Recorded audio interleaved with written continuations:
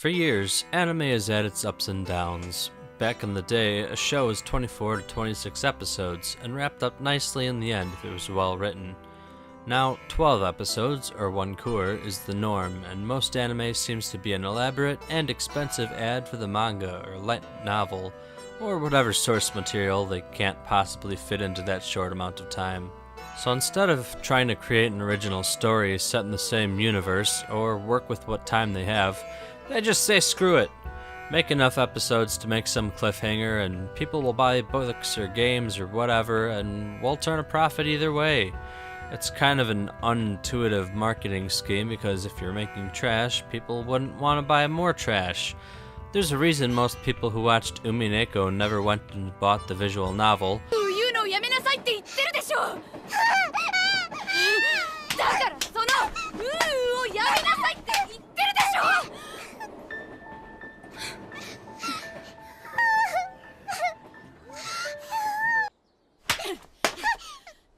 魔女の話はするなと言ってるでしょうがあん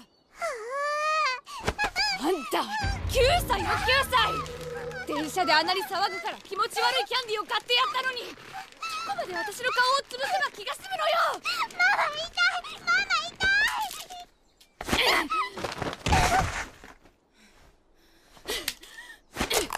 こんな気持ち悪いお菓子が何よ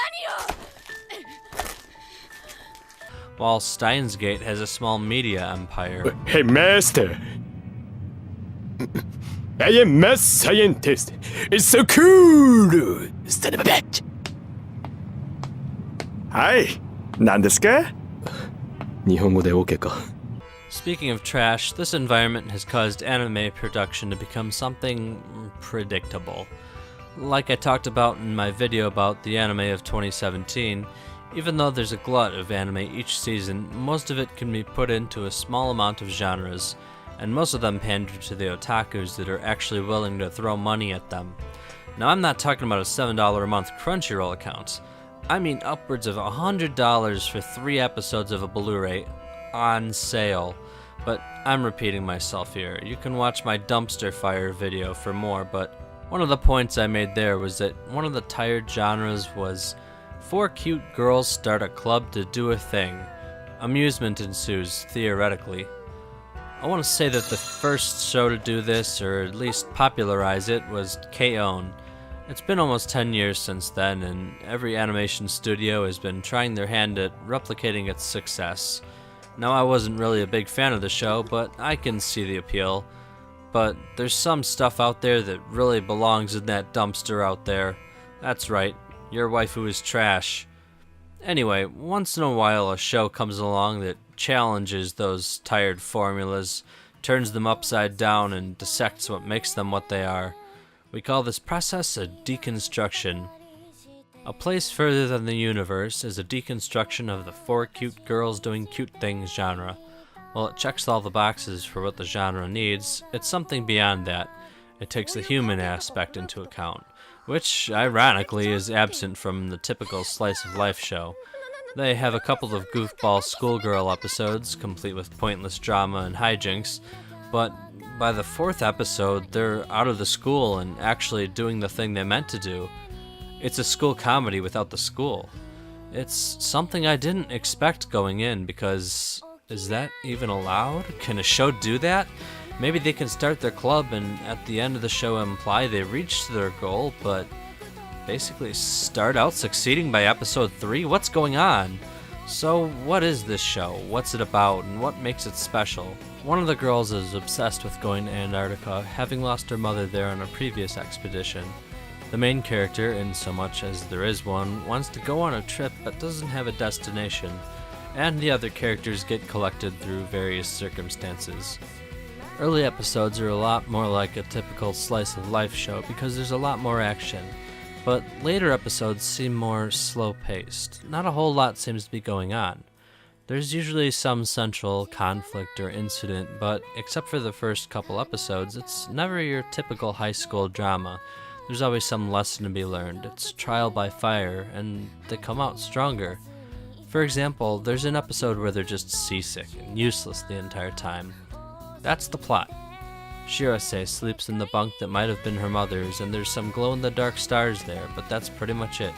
So they decide to go out and look at the actual sky, but instead of the night sky, they get hit by massive waves and get soaked. This experience gives them new motivation, and they step up to the responsibilities that everyone was going easy on them with before. They run laps around the ship with everyone else, they peel potatoes, and so on. Nearly every episode has a conflict like this. There's rarely any interpersonal conflict except during the first couple episodes, and even then the same standard applies. Every conflict is designed to make at least one of them have a more developed and authentic personality. Usually this is done through the group having to complete a goal, or sometimes having failed a goal, needing to fix the problem and get to the next step to the path to Antarctica. They're slowly accomplishing their goal through a combination of perseverance, luck, and bullheaded stupidity. While it definitely fits the slice of life and cute girls doing cute things mold, it also goes beyond the scope of that and transcends the boundaries of that genre. It's, in a much more broader stroke, a coming-of-age story. It begins with Mari, who has the desire to go somewhere but doesn't know where to go. なんでここにいる？いや、雨だし。 Shirase, who has a destination, the means, and the desire, but she's missing something intangible, some certain je ne sais quoi that Mari provides. A push that begins their adventure, and from there the party begins to 前に assemble. も何人かそういうこと言ってくれた人がいた。でもみんなすぐいなくなるの。やっぱり無理だとか、友達に止められたとか、怖くなったとか。でもここから始め I could go into each character's personality and what makes them unique, but honestly, they aren't that different from your typical slice of life show. You've got the stoic, the energetic one, the 古 shy かにして one. ください。古かにしてくださいって何？一応先輩だから言い直したんです。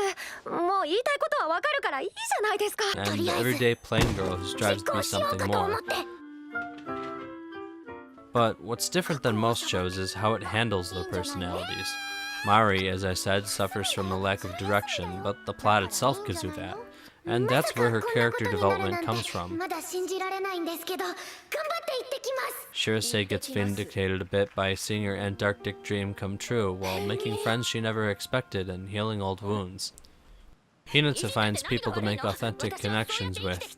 意地張ってバカにされて嫌な思いしてそれでも意地張ってきた間違ってないから気を使うなって言うならはっきり言う気にするなって言われて気にしないバカにはなりたくない先に行けって言われて先に行く白状にはなりたくない4人で行くって言ったのにあっさり諦める根性なしにはなりたくない4人で行くのこの4人で Much like Yuzuki, who, due to her forced acting career, never made any genuine friends, only people who reveled in her celebrity.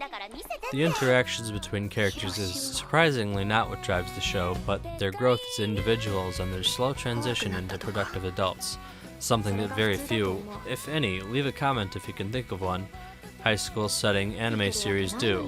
It's not a show about enjoying high school and making the best of your youth. That's the attitude almost every show seems to take, and it's there to an extent when you can see them goofing off and looking around in wonder at things they've never seen before, or when you see them make mistakes that cause serious problems.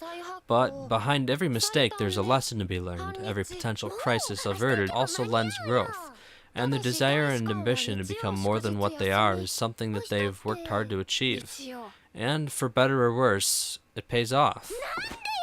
私たちコンビニ店員は24時間365日休まず働いているというのにお役所ってやつは What is on the surface a show about 4 anime girls doing cute things with penguins is an emotionally vibrant coming-of-age story where the adults are almost as lost as the children. A Place Further Than the Universe shows what good character development and writing can do to make a show with a simple, albeit unusual, premise, something way more than the sum of its parts. If you haven't watched it yet, there's still 4 more episodes at the time of this recording, so you've got plenty of time to watch it as it airs. In a season with a lot of good shows, what I expected to be a dumb slice-of-life comedy turned out to be my favorite show of the season, and I highly recommend it to anyone who likes anime in general. But it's also one of those rare shows that you can easily recommend to that one friend of yours who thinks anime is whatever, fill in the blank. Comment if you've been watching A Place Further Than the Universe, if you have anything to add, and so on. Leave a like and subscribe to see more videos like this. Until next time, I'll see you around.